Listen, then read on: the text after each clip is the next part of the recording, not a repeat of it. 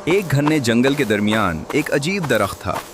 लोग कहते थे कि वो एक जादुई दरख्त है और इसके अंदर एक हैरानकुन राज छुपा हुआ है। एक दिन गांव का एक बहादुर लड़का जिसका नाम अली था, उस दरख्त का राज जानने के लिए जंगल की तरफ निकल पड़ा। जंगल में दाखिल होते ही अली ने अजीब आवाजें सुनी और दरख्तों के दरमियान अजीब सी रोशनी चमकती हुई देखी।